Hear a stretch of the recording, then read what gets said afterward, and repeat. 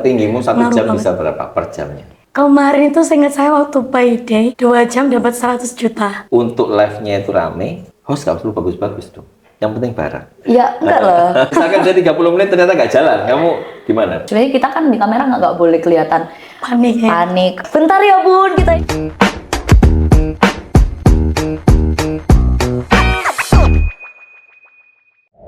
Oke, halo, selamat datang kembali di acara Back and Room. Ini adalah podcast mini, ya, berdurasi kurang dari 10 menit. Kita akan membahas tentang di balik layar dunia bisnis online. Hari ini kita masuk ke episode 2, kita mengundang host live saya di KLM, ada Mbak April yang sudah 4 tahun di host live, ada Maulul yang sudah 3 tahun di host live. Nah, aku mau membahas episode kali ini tidak jauh dari profesi kalian sebagai host live, yaitu pengaruh produk terhadap performance live-nya kalian. Ya, pertanyaanku simpel, seberapa ngefek pemilihan barang terhadap GMV kalian sebagai host live? Iya. Kalau di Kalila 2 ya Pak, itu ngaruh banget.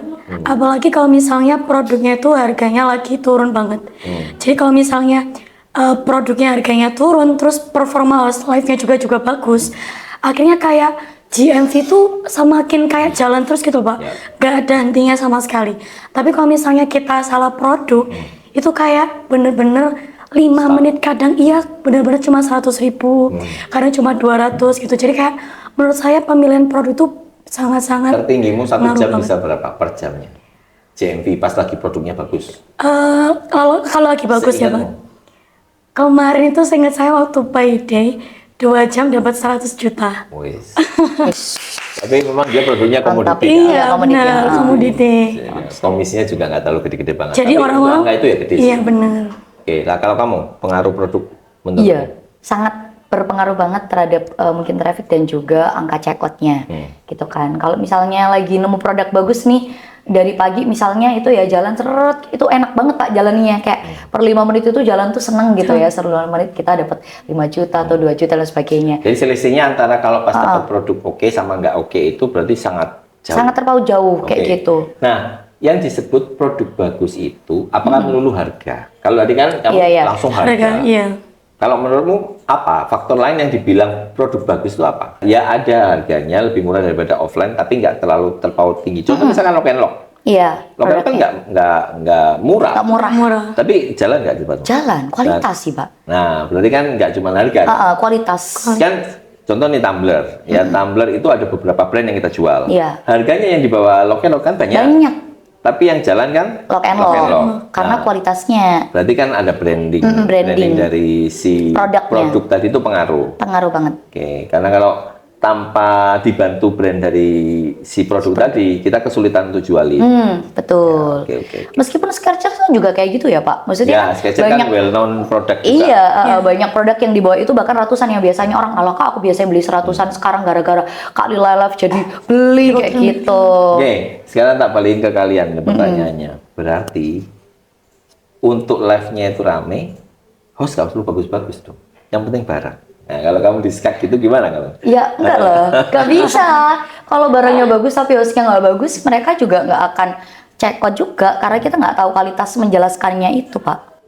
Gitu sih. Apa-apa, misalnya gini, apakah berbeda kalau barang yang sama dijelasin sama host yang berbeda itu hasilnya bisa beda? Menurutku kalau misalnya barangnya udah cocok, terus performa hostnya tadi juga bagus, itu akhirnya GMV-nya tuh kelihatan gede banget. Tapi kalau misalnya pergantian host, terus kayak dia tuh jelasnya kalah lah dari host yang sebelumnya tadi. Yang pertama karena sudah ada Iya, feels-nya. benar, betul. Yang kedua tuh kayak nyari dulu ya. Iya betul. So, akhirnya mungkin karena mereka entah itu mereka lebih kenal yang host sebelumnya tadi daripada host yang setelahnya, akhirnya mereka tuh lebih percaya dari host sebelumnya tadi. Akhirnya makanya GMV-nya tuh kayak terpautnya lebih jauh gitu loh Pak. Jadi host yang nemuin barang itu jauh lebih hasilnya lebih bagus Iya, daripada betul. host yang gantiin. Selanjutnya. Oh, itu dari datanya kalian. Dari gitu. data.